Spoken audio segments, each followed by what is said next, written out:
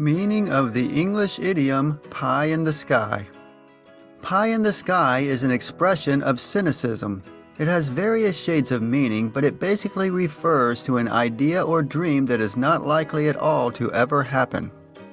When someone has an idea that they think is exceptional, but it seems completely far-fetched and perhaps a bit ridiculous, we say it's pie in the sky, or even that the person is being pie in the sky.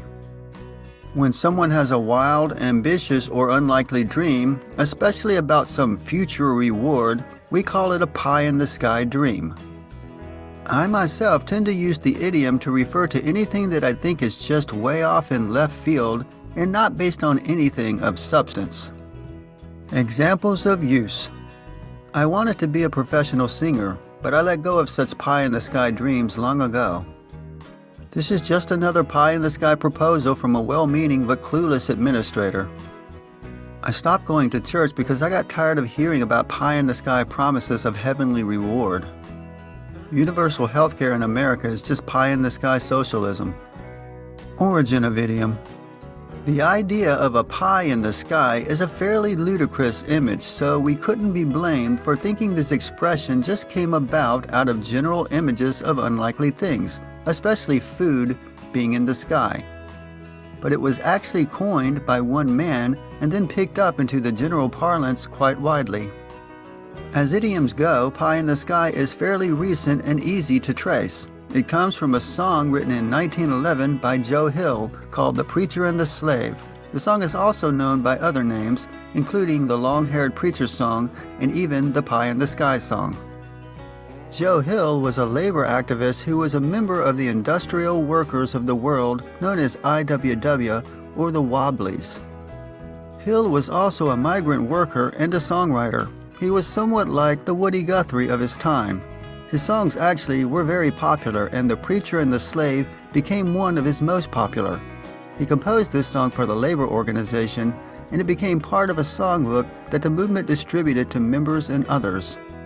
This protest song was a parody of sorts on the Christian hymn In the Sweet By and By. It's done with the same melody but with satirical lyrics, and these lyrics were meant as a stab at the preachers of the Salvation Army who would come around and preach to the workers and give them platitudes about how they would get their eternal rewards in heaven for their work and suffering in this world.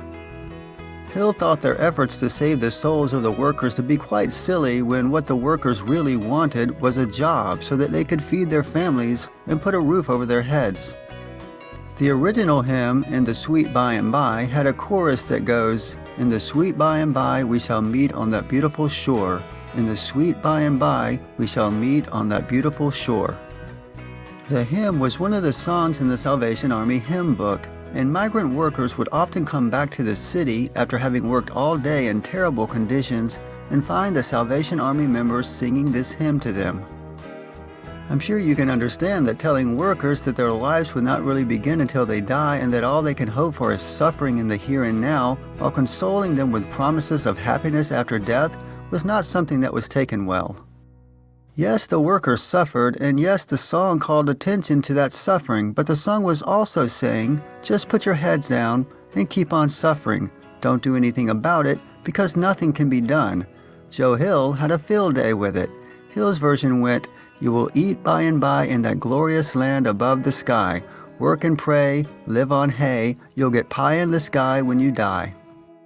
This pie-in-the-sky rhyme lived far beyond Joe Hill, and the public picked it up originally to refer to promises or hopes of far-off rewards that will never be attained, but it now has broadened in meaning. It even crossed over the Atlantic from America to Britain and is used there. Sadly, though, Hill didn't live to know any of this. In 1914, he was put on trial and convicted for the murder of a former policeman and his son, a crime he almost certainly did not commit. He was executed in 1915 for it. If you liked this video and found it helpful, do me a favor and give it a thumbs up, and I'd love it if you left a comment for me.